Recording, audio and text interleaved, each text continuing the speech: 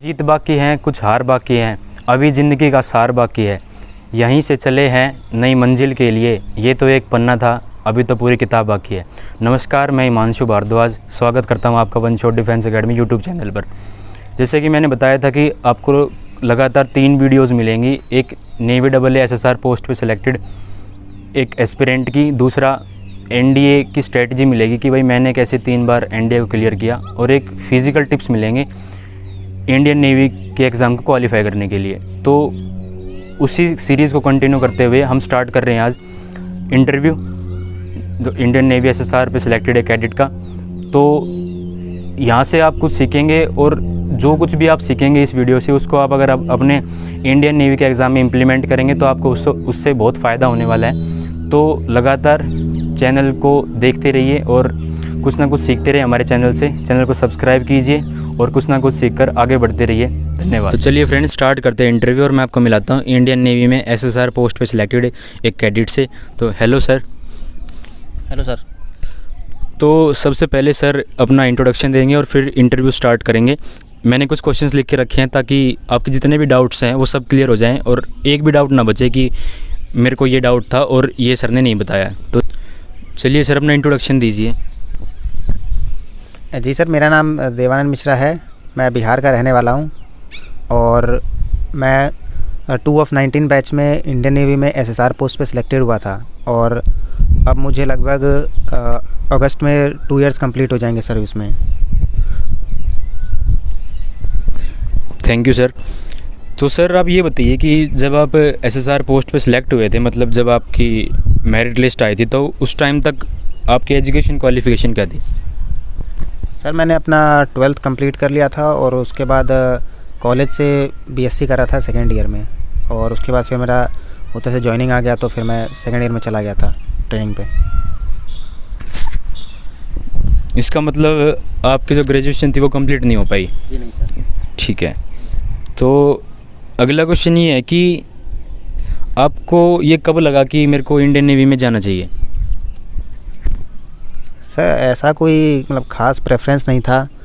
मतलब जैसे सब कोई 12th के बाद अपनी अपनी तैयारी करता है, तो उसी में मतलब हर चीज़ मैंने भी काफ़ी चीज़ का एग्ज़ाम दिया था, जैसे एयरफोर्स का, आर्मी का, रैली वगैरह, NDA का, और भी मतलब SSC वगैरह एग्ज़ाम। तो कोई ख़ास प्रेफरेंस नहीं कह सकते, बस जिसमें सिलेक्ट हो गया तो नेवी में ज्वाइनिंग आ गया तो मैंने ज्वाइन कर लिया उसे।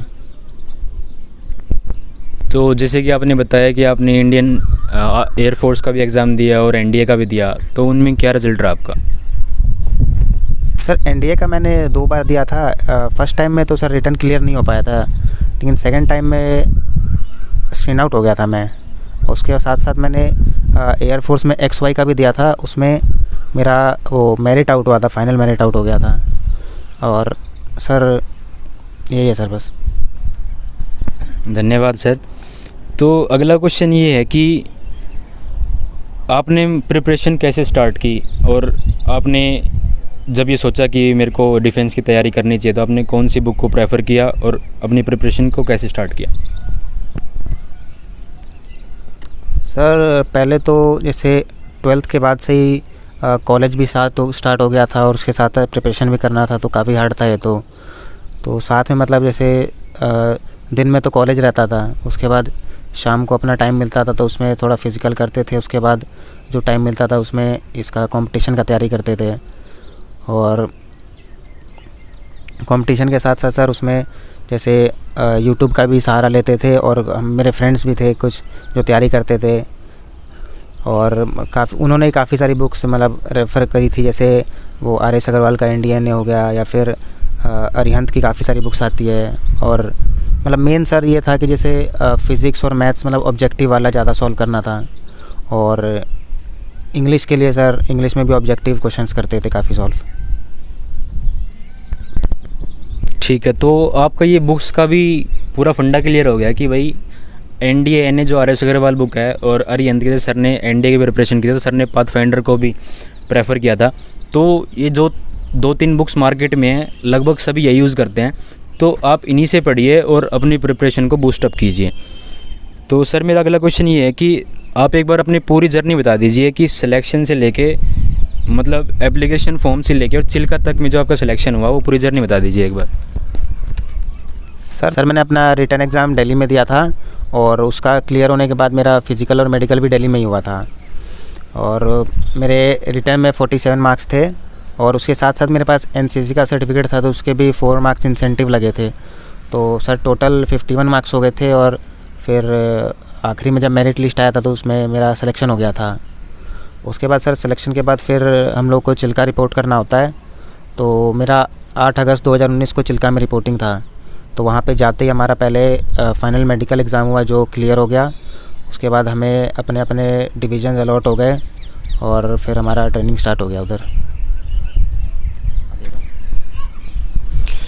तो आपने देख लिया कि भाई कैसे सर ने सिलेक्शन लिया और चिल्का में कैसे ट्रेनिंग स्टार्ट होती है और फाइनल मेडिकल कैसे होता है। तो एक क्वेश्चन मेडिकल से लेते हैं कि सर जैसे एक प्री मेडिकल होता है, आपने जैसे बताया कि दिल्ली में आपका मेडिकल हुआ था और एक फाइनल मेडिकल चिल्का में हुआ था, तो इन दोनों मेडिकल में डिफरेंस क्या है, आप ये बता दीजिए एक बार।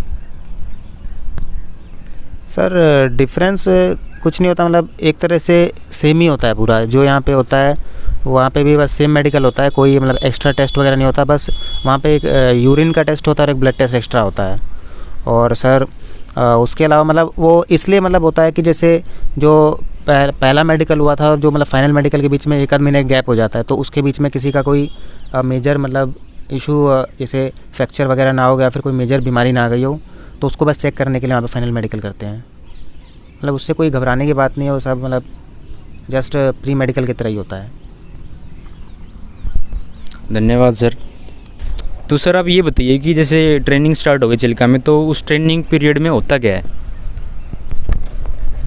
सर जैसे कि आर्म फोर्स की ट्रेनिंग तो सब कोई जानता है कि बहुत हार्ड होता है, तो उसी तरह नेवी का भी सर ट्रेनिंग हार्ड ही होता है।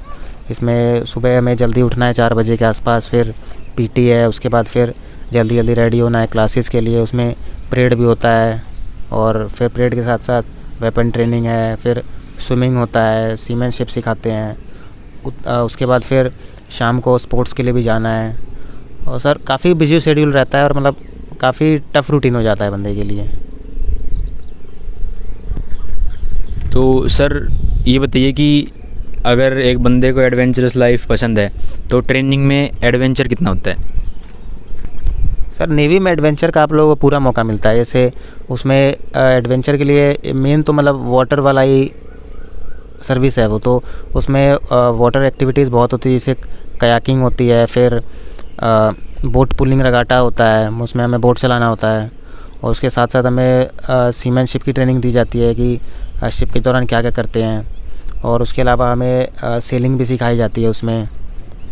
और सर मेन सबसे बड़ा स्विमिंग होता है। मतलब स्विमिंग के बहुत सारे इवेंट्स होते हैं कि 3 किलोमीटर का चिल्का लेक स्विमिंग होता है चिल्का लेक में। और उसके साथ साथ जल तरंग होता है, इसमें 100 बंदे एक साथ स्विमिंग करते हैं। उसमें देखते हैं कौन सी टीम सबसे पहले पूरा क्रॉस कर पाता है। तो सर बहुत ही ज़्यादा एडवेंचरस लाइफ है।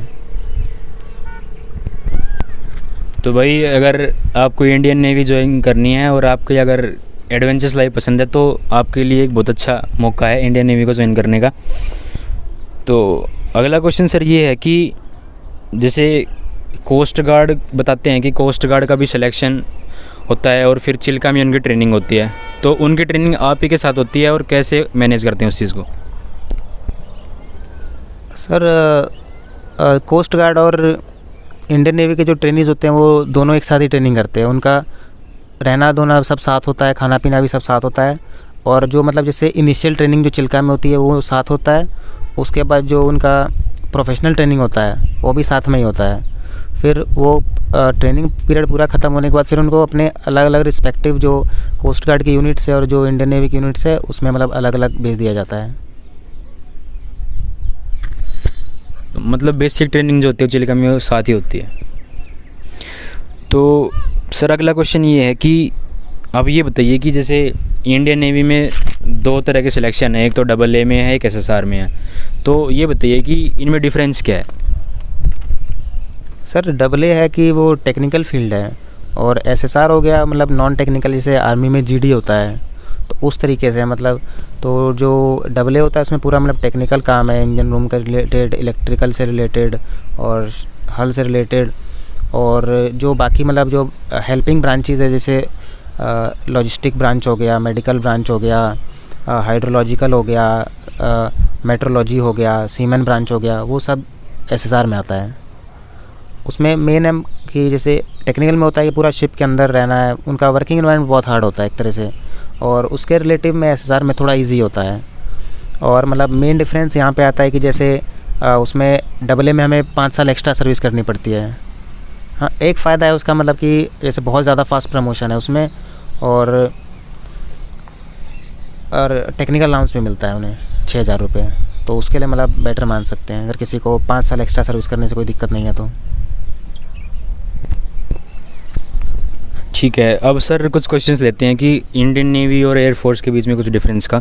तो आप एक बार प्रोसेस बताइए कि जैसे आपने बताया कि आप मेरिट आउट हो गए थे इंडियन एयरफोर्स में, तो आपने फिर इंडियन नेवी में सिलेक्शन लिया, तो उन दोनों के प्रोसेस में आपको क्या डिफरेंस लगा?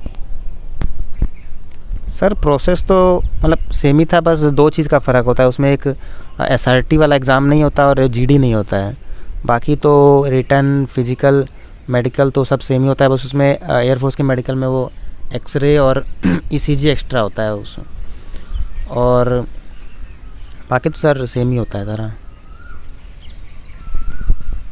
तो जैसे मेडिकल में एयरफोर्स में एक्सरे और ईसीजी वगैरह होता है, तो उसमें मेडिकल में टाइम भी लगता है, जबकि प्री मेडिकल में नेवी में एक दिन में सब कुछ हो जाता है ना। ठीक है, तो अगला क्वेश्चन ये है कि अगर एक बंदा सिलेक्ट हो जाता है डबल ए एसएसआर की पोस्ट पे और वो एनडीए के थ्रू ऑफिसर रैंक पे नहीं जा पाता, तो आप ये बताइए कि सोल्जर पोस्ट पे सिलेक्ट होकर वो कैसे ऑफिसर रैंक पे जा सकता है?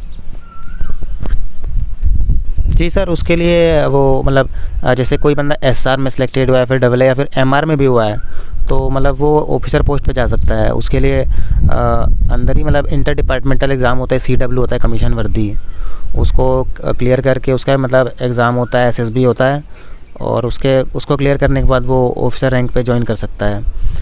और या फिर अगर मतलब तब नहीं हो पा रहा है तो फिर आगे जाके जब उसका रैंक मतलब बढ़ता है, सीनियर होता है, तो उस टाइम भी अपॉर्चुनिटी मिलती है एचईटी वगैरह, तो उससे मतलब ऑफिसर बन सकते हैं। ठीक है, तो फ्रेंड्स आपको ये डाउट भी क्लियर होता है कि अगर आप एनडीए के थ्रू लेफ्टिनेंट वगैरह नहीं बन पाते हैं तो आप इंडियन नेवी या एयरफोर्स में जाकर भी ऑफिसर रैंक तक पहुंच सकते हैं। उसके अंदर जैसे सर ने बताया कमीशन वर्दी का एक अपॉर्चुनिटी मिलती है, तो उसके थ्रू आप ऑफिसर रैंक पे जा सकते हैं। तो सर अगला क्वेश्चन ये है कि ब्रांचेस क्या क्या होती हैं इंडियन नेवी में, और आपने ये तो बता दिया कि डबल एसएसआर का वर्क क्या होता है, एक बार ब्रांचेस और बता दीजिए कि डबल ए में और एसएसआर में क्या क्या ब्रांचेस हैं। डबल ए को मेन 3 पार्ट में बांट रखा है, एक इंजन रूम वाला, और सेकंड पे इलेक्ट्रिकल, और थर्ड में हल जो शिप का बॉडी होता है उसका मेंटेनेंस। तो डबल ए में तो 3 ब्रांचेज हो गई, और जो एसएसआर हो गया उसमें मतलब उसमें काफ़ी सारी ब्रांचेज में डिवाइड कर रखा है। तो मेन तो उसका सीमेन है, उसमें मतलब और भी सब ब्रांचेज आती हैं। उसके बाद मेडिकल ब्रांच हो गया, लॉजिस्टिक ब्रांच हो गया, मेट्रोलॉजिकल ब्रांच हो गया, सर्वे ब्रांच हो गया, और बस सर इतना ही। और सर मतलब जैसे और अगर स्पेशल ब्रांचेस के लिए जाएंगे तो मतलब उसके लिए जैसे अंदर ही एग्ज़ाम वगैरह होता है, जो आपने मतलब कहा कि जैसे सबमरीन के लिए जा सकते हैं, या फिर डाइवर के लिए जा सकते हैं, मार्कोस के लिए जा सकते हैं, ईसीडी के लिए जा सकते हैं, तो फिर मतलब वो स्पेशल ब्रांचेस हो जाता है। ठीक है, तो सर जैसे आपने देखा होगा कि एयरफोर्स में सिलेक्शन लिया और नेवी में सिलेक्शन लिया, तो उस टाइम पे देखा होगा कि एयरफोर्स का और नेवी का एग्ज़ाम इकट्ठा ही होता है और रिज़ल्ट भी ऑलमोस्ट सेम ही आता है। तो उस टाइम जैसे नेवी की ज्वाइनिंग पहले आती है तो बच्चे ज्वाइन कर लेते हैं नेवी को, फिर एयरफोर्स में उनका सिलेक्शन हो जाता है, मतलब मेरिट लिस्ट में जो पीएसएल आती है उसमें सिलेक्शन हो गया, तो फिर बच्चा एयरफोर्स ज्वाइन करता है या नेवी में रहता है? सर हम लोग जब चिल्का में थे तो हम मेरे बैचमेट्स का भी काफ़ी बंदों का मतलब ये हुआ था कि उनका एयरफोर्स में ज्वाइनिंग आ गया था।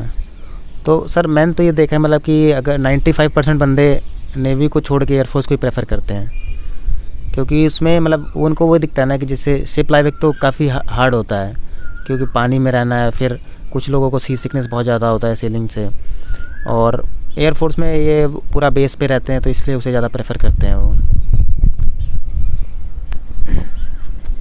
ठीक है, तो मतलब जिनको सी सिकनेस वगैरह होती है या जिनको ग्राउंड में ड्यूटी करनी है तो वो एयरफोर्स को ज्वाइन करते हैं। तो सर जैसे आपने बताया कि स्पेशल फोर्सेस में ज्वाइन करना, जैसे सबमरीन वगैरह में या आपने मार्कुस वगैरह में बताया, तो इनमें सिलेक्शन कैसे होता है?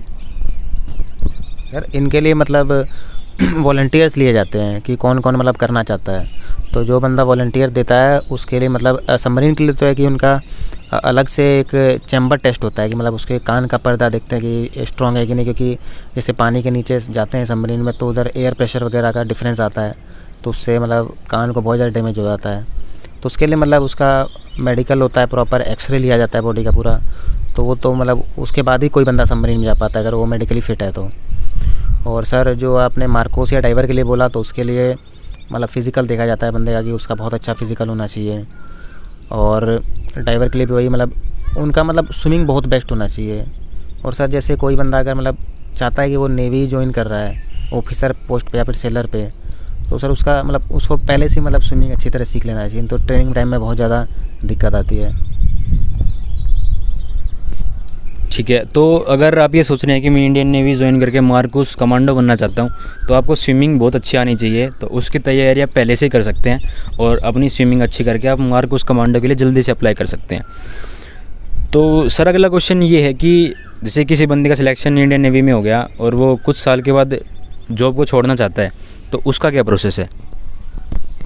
सर जैसे उसके लिए मतलब है कि जैसे अगर कोई बंदा नेवी ज्वाइन कर लिया तो मतलब वो यूपीएससी के अलावा और किसी एग्ज़ाम के लिए मतलब जैसे अगर कोई ऑफिसर रैंक पे उसका हो रहा है डिफेंस में या फिर यूपीएससी क्लियर कर रहा है तो ही आपको नेवी छोड़ता है, नहीं तो वैसे आप नहीं छोड़ सकते सर्विस।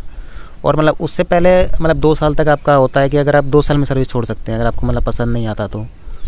उसके बाद फिर आप नहीं छोड़ सकते हैं, उसके लिए फिर आपको यूपीएससी या फिर कोई एग्ज़ाम जो ए ग्रेड का उसे क्लियर करना पड़ेगा, तभी छोड़ पाएंगे, नहीं तो नहीं छोड़ पाएंगे। ठीक है, तो एक नॉर्मली लोगों में ये कन्फ्यूज़न होता है कि मर्चेंट नेवी और इंडियन नेवी सेम चीज़ है। तो अब एक बार इनमें डिफरेंस बताइए कि मर्चेंट नेवी क्या है और इंडियन नेवी क्या है? जी सर, हाँ ये कन्फ्यूजन बहुत लोगों का होता है। मेरे से ही बहुत लोग कहते थे कि तुम मर्चेंट नेवी में हो क्या। सर इसमें मतलब डिफरेंस है कि जैसे जो इंडियन नेवी है वो मतलब कंट्री के आर्म्ड फोर्सेस है, मतलब सिक्योरिटी के लिए, नेशन के सिक्योरिटी के लिए है वो। और जो मर्चेंट नेवी है वो या तो प्राइवेट भी हो सकता है और गवर्नमेंट भी हो सकता है। तो उसका काम मतलब क्या है कि गुड्स एंड सर्विसेज का ट्रांसपोर्ट करना, एक कंट्री से दूसरी कंट्री में बहुत मतलब कंटेनर्स भर भर के सामान लेके जाना है, तो उसके लिए मर्चेंट नेवी है। तो उसका मतलब प्राइमरी रोल बस वही गुड्स एंड सर्विसेज सप्लाई के लिए है। और इंडियन नेवी का काम उसका अपने कंट्री का सिक्योरिटी सेफ्टी देखना है उसके लिए सर। ठीक है, तो आपका ये कन्फ्यूज़न भी क्लियर हो गया कि भाई मर्चेंट नेवी और इंडियन नेवी में डिफरेंस क्या होता है रियल में।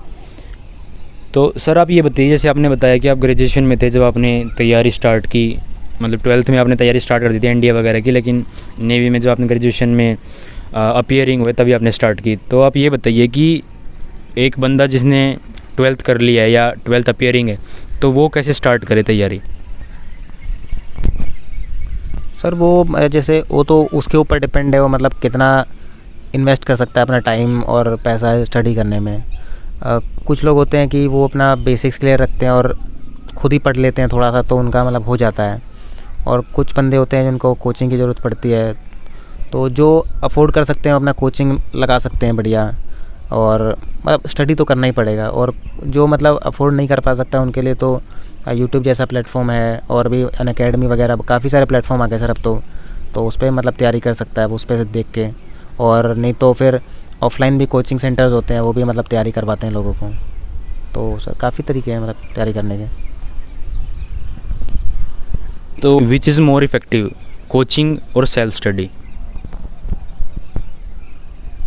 सर सेल्फ स्टडी तो सर ज़रूरी है, मतलब कोचिंग के साथ साथ अगर कोचिंग ले भी रहा है कोई या नहीं ले रहा है तो फिर सेल्फ स्टडी तो बहुत ज़रूरी है। और सर जैसे आजकल के टाइम में देखते हैं कि इतना ज़्यादा कंपटीशन बढ़ गया है, वो सेकंड्स में भी क्वेश्चन सॉल्व करना पड़ता है, उससे भी कम टाइम होता है बहुत। तो सर उसके लिए तो मतलब जो कोचिंग सेंटर्स हैं या फिर तो वो सर मतलब काफ़ी शॉर्ट ट्रिक्स वगैरह बताते हैं, तो वो भी सर बहुत ज़्यादा इफ़ेक्टिव है अगर बंदा मतलब सीखना चाहता है तो। और नहीं तो सेल्फ स्टडी से भी काफ़ी बंदे क्लियर कर ही लेते हैं, पर कंपटीशन को देखा जाए तो फिर तो कोचिंग सेंटर्स बेटर ही होंगे। ठीक है, तो जैसे सर ने बताया कि सेल्फ स्टडी तो ज़रूरी है ही, अगर आप कोचिंग में ले रहे हो तो उसमें भी आपको खुद से बहुत ज़्यादा पढ़ना पड़ेगा। तो कोचिंग में क्या होता है कि आपका एक शेड्यूल फिक्स हो जाता है कि भाई इस टाइम से इस टाइम तक पढ़ना है मेरे को। लेकिन अगर आपके बेसिक्स क्लियर हैं और आप खुद से शॉर्ट ट्रिक्स वगैरह खुद कर पा रहे हो तो उससे अच्छी चीज़ कुछ नहीं है। अपने सेल्फ स्टडी कीजिए और एग्ज़ाम को क्वालिफाई कीजिए। इतना डिफ़िकल्ट एग्ज़ाम नहीं है, आसान एग्ज़ाम है, क्वेश्चंस इजी आते हैं, मल्टीपल चॉइस आते हैं।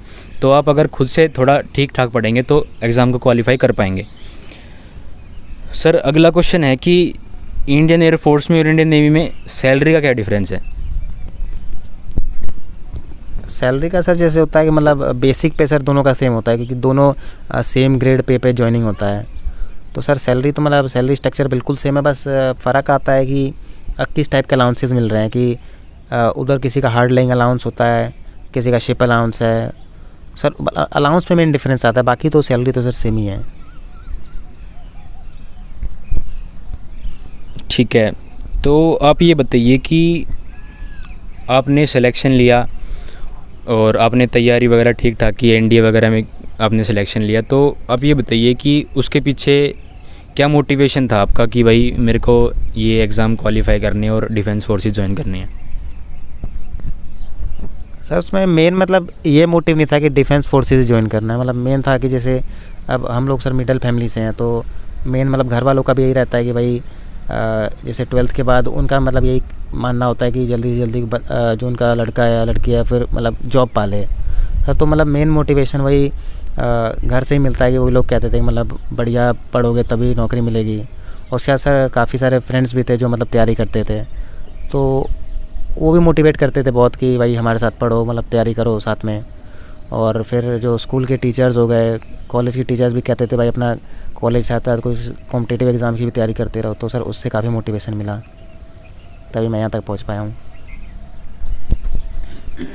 ठीक है, तो आप ये बताइए कि सर जैसे हमारा चैनल 11 शॉट डिफेंस एकेडमी, तो इसके बारे में आप क्या सजेस्ट करोगे बच्चों को? सर जैसे आपका चैनल है, आप लोगों को पहले बता दूँ, हिमांशु सर मेरे पर्सनली बहुत अच्छे फ्रेंड हैं। तो उन्होंने मतलब चैनल स्टार्ट किया है ये, और इससे पहले मतलब वो जैसे ऑफलाइन भी ट्यूशन पढ़ाते थे। तो उसके बाद फिर उनका मतलब प्लान बना कि जैसे अब यूट्यूब पे भी आते हैं।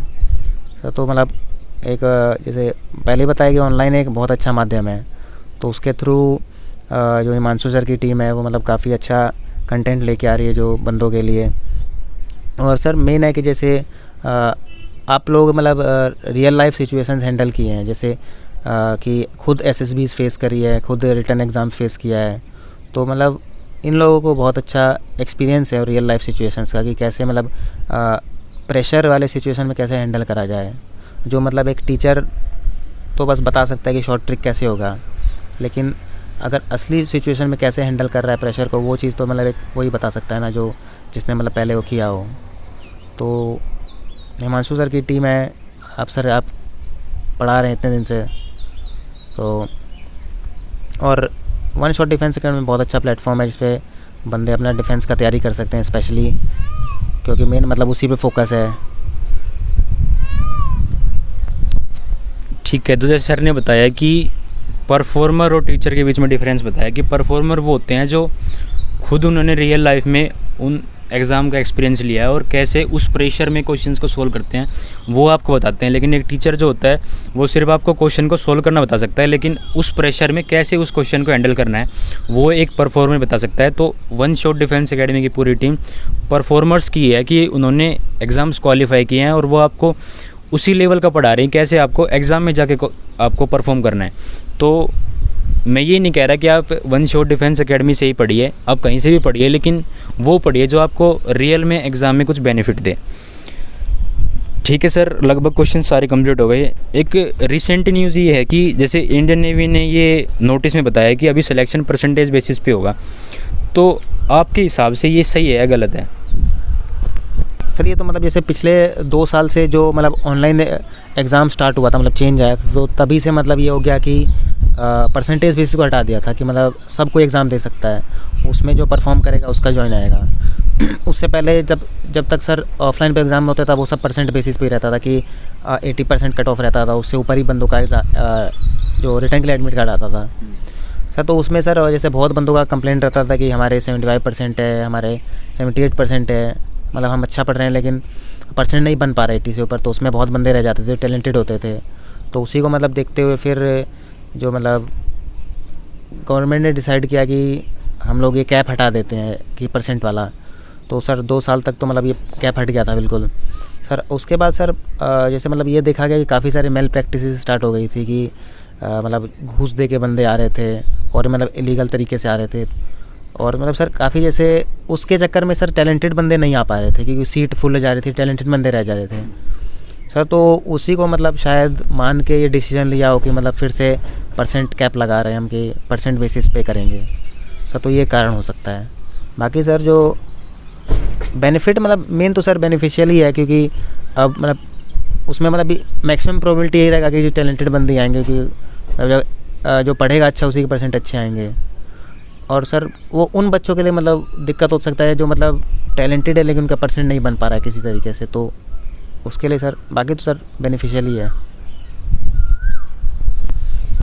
तो आप ये देख सकते हैं कि अगर हम परसेंटेज बेसिस को हटा रहे हैं और 50% से अब जिनके भी परसेंटेज हो सब एग्ज़ाम दे सकते हैं, तो उसमें फ़ायदा भी है नुकसान भी है। लेकिन अगर हम परसेंटेज बेसिस लगा रहे हैं तो उसमें भी फ़ायदा नुकसान है। लेकिन प्रोबेबिलिटी मैक्सिमम इसमें है कि जो टैलेंटेड बंदे हैं वो परसेंटेज बेसिस लगाने पे ही आएंगे। अगर हम 50% से अबव कर रहे हैं कि भाई परसेंटेज जितना फिक्स कर रही है इंडियन नेवी उसके हिसाब से ना लें, सब एग्ज़ाम अगर दे सकते हैं, तो उसमें जो सर ने बताया कि इलीगल तरीके से बहुत ज़्यादा काम हो रहे हैं, तो उससे जो टैलेंटेड बंदे हैं वो नहीं आ पा रहे। तो प्रॉब्लम तो दोनों में ही है, चाहे हम परसेंटेज लगाएं चाहे हटाएं, लेकिन टैलेंटेड बंदों की मैक्सिमम प्रोबेबिलिटी आने की परसेंटेज बेसिस में है। तो इंडिविजुअल टू इंडिविजुअल ये अलग अलग थिंकिंग है कि भाई हमारे लिए बेनिफिट होगा, उनके लिए गलत चीज़ है। तो आपको ये खुद देखना पड़ेगा कि जो परसेंटेज बेसिस लगा रहे हैं तो वो फ़ायदे की ही चीज़ है, कुछ गलत नहीं है। ठीक है, तो ये क्वेश्चन भी आपका जो यूट्यूब पे पिछले 1-1.5 महीने से लगातार सर्च हो रही है और गूगल पे भी, और बहुत से टीचर्स भी वीडियो बना रहे हैं कि भाई ये गलत है गलत है। कुछ हद तक ये गलत भी है लेकिन कुछ हद तक ये सही भी है, हम ये कह सकते हैं। तो सर एक क्वेश्चन ये था कि जैसे आपने इंडियन नेवी में सिलेक्शन लिया तो, और आपने बताया कि आपका GD SRT दिल्ली में हुआ था, तो बहुत से बच्चों को ये कन्फ्यूज़न होता है कि दिल्ली में जो GD होता है वो थोड़ा डिफ़िकल्ट होता है, और इसलिए इसी डर के कारण बच्चे अपना जो एयरफोर्स का सिलेक्शन सेंटर है GD वगैरह SRT का वो भर देते हैं, जोधपुर, अम्बाला, ऐसे दूर दूर भरते हैं। तो आप ये एक बार क्लियर कर दीजिए कि GD SRT क्या सच में डिफ़िकल्ट है दिल्ली में, या ये एक सिर्फ अफवाह है? इन्हें सर ये तो आप कह सकते हैं कि अफवाह ही है कि मतलब इतना कुछ हार्ड नहीं होता है। और सर मतलब SRT तो लगभग बिल्कुल इजी आता है, जो कोई मतलब NDA का लेवल का वो सिचुएशन रिएक्शन वाला टेस्ट नहीं होता है, मतलब बिल्कुल जस्ट जनरल SRT होता है। उसमें मतलब मेन होता है कि कोई क्वेश्चन नहीं छोड़ना है। और उसमें सर मतलब एक वो की फैक्टर होता है कि उसमें 4-5 क्वेश्चन वो रीजनिंग के डालते हैं, मतलब जो बिल्कुल ईजी होते हैं। तो उसको मतलब पाँचों को आपको देख के मतलब पूरा सही करना है। तो मेन मतलब उस पर ही फैक्टर होता है कि SRT क्लियर है कि नहीं। अगर वो सब सही है तो SRT में मतलब आपका क्लियर हो जाएगा। और सर जो GD का है उसमें मतलब आपको मतलब बेसिक इंट्रोडक्शन अपना देना आना चाहिए, और किसी मतलब पैराग्राफ पे आपको 1 मिनट 2 मिनट बोल लेना चाहिए। और सर वो भी कोई मतलब सारे पैराग्राफ हर बार रिपीट ही आते हैं, कोई मतलब ऐसा तो है नहीं कि अलग से पैराग्राफ दे दिया तो मतलब, और सारे पैराग्राफ रिपीट होते हैं। आप 5-6 का तैयारी करके जाइए, उनमें से कोई आता है, तो इतना कोई हार्ड नहीं है सर, ईजी है वो भी। तो ये सर ने भी क्लियर कर दिया कि ये सिर्फ अफवाह है कि दिल्ली में जो कहते हैं कि GD डिफ़िकल्ट होता है, SRT डिफ़िकल्ट होती है, ऐसा कुछ नहीं होता। सब जगह सेम ही होता है। अगर आपकी इंग्लिश नॉर्मल है और आप थोड़ा बहुत इंग्लिश बोल पाते हैं तो आप इजीली क्वालिफाई कर लेंगे, ऐसी कोई प्रॉब्लम नहीं होती। अगर आप ये सोचते हैं कि जो मैंने टॉपिक पढ़ा वो नहीं आया तो क्या करेंगे, तो जैसे वो कार्ड मिलता है ना, उस पर पूरा ब्रीफ इंट्रोडक्शन होता है उस टॉपिक का कि भाई क्या क्या बोलना है। तो अगर आप उसको भी कुछ देर तक पढ़ लेंगे ठीक से, तो आप अपने आप में 3-4 पॉइंट बना पाएंगे और ईज़िली ग्रुप में पार्टिसिपेट कर पाएंगे और सिलेक्शन ले पाएंगे। तो ये एक अफवाह ही है कि दिल्ली में सिलेक्शन डिफ़िकल्ट है। आप कहीं भी सिलेक्शन सेंटर डालो, जहाँ भी आप जाओगे तो तो जो भी टेस्ट होंगे अगर आप उनको नॉर्मली दोगे और आपकी प्रैक्टिस सही है तो आप कहीं भी सिलेक्शन ले पाओगे। तो सर एक लास्ट क्वेश्चन ये है कि according to you what is the golden rule to crack Indian Navy AASSR exam? अगर जैसे गोल्डन टिप्स का है तो उसमें मतलब आप कह सकते हैं कि ज़्यादा मतलब एकदम से मतलब एडवांस लेवल के क्वेश्चन ना करें। मतलब इतना कोई वो हवाई एग्ज़ाम नहीं है कि हमें IIT JEE लेवल के क्वेश्चन आ रहे हैं उसमें, ऐसा कुछ नहीं होता। कि बहुत बंदे होते हैं कि वो JEE के क्वेश्चन उठा लेते हैं, बहुत हाई लेवल के फिजिक्स से न्यूमेरिकल करने लग जाते हैं कि भाई इतना तैयारी करेंगे तो तभी क्लियर हो पाएगा। जस्ट अपने बेसिक्स क्लियर रखिए, मतलब बेसिक क्वेश्चन जो कंटिन्यू एग्ज़ाम में आए जा रहे हैं और उनको प्रैक्टिस करते रहिए। और जो फिज़िक्स के मेन मतलब थ्योरी पे ही क्वेश्चन आते हैं, ज़्यादा न्यूमेरिकल करने की कोई ज़रूरत नहीं है। और बहुत बंदे जीके पे फोकस नहीं कर पाते, तो जीके मतलब थोड़ा बहुत रखिए, लूसेंट वगैरह से पढ़ते रहिए। और सर काफ़ी चीज़ ये है कि मतलब बंदे इंग्लिश को इग्नोर कर देते हैं। उनके फिजिक्स में बहुत अच्छे नंबर आते हैं, मैथ में अच्छे नंबर आते हैं, जीके में भी अच्छे नंबर आते हैं, लेकिन वो इंग्लिश की वजह से बस रह जाते हैं। तो इंग्लिश को मतलब मत छोड़िए, इंग्लिश को मतलब प्रैक्टिस करते रहिए थोड़ा बहुत, जो वन वर्ड सब्स्टिट्यूशन वगैरह है और एंटोनियम सिनोनियम और भी मतलब बहुत सारी चीज़ें हैं उसमें, तो मतलब उन्हीं से आता है क्वेश्चन, तो उनको तैयार रखना है अपना अच्छी तरह। और सर जो मतलब जो चाहता है कि मैं नेवी में ही जाऊँ बस, अगर सेलर पोस्ट पे या फिर ऑफिसर पे है, तो स्विमिंग ज़रूर सीख के जाए, उसको ट्रेनिंग में बहुत रगड़े से बचेगा। तो भाई स्विमिंग ज़रूर सीख के जानी है अगर आपको रगड़े से बचना है तो। ये बहुत ही इंपॉर्टेंट टिप्स दिया सर ने। तो यहाँ इंटरव्यू ख़त्म होता है, तो थैंक यू सर अपना प्रीशियस टाइम देने के लिए। तो ये इंटरव्यू यहाँ पे ख़त्म होता है। उम्मीद करता हूँ कि आपको इस इंटरव्यू से बहुत हेल्प मिलेगी और जितने भी टिप्स सर ने बताए हैं उनको आप अगर एग्ज़ाम में इम्प्लीमेंट करोगे तो रियल में आपको सक्सेस मिलेगी। ये सर की तरफ से वादा है और मेरी तरफ से वादा है और हमारी पूरी टीम की तरफ से वादा है कि अगर आप इन टिप्स को इम्प्लीमेंट करोगे इंडियन नेवी के एग्ज़ाम में या इंडियन एयरफोर्स के एग्ज़ाम में भी, तो आपको रियल में सक्सेस मिलेगी। तो धन्यवाद। हमारे चैनल सब्सक्राइब कीजिए और इस वीडियो को भाई शेयर कर दो पूरे दोस्तों में कि भाई ये रियल में वीडियो है यूट्यूब पर कि भाई इतने अच्छे से किसी ने बताया। तो धन्यवाद। कुछ ना कुछ सीखते रहे हमारे चैनल से। Tata bye bye.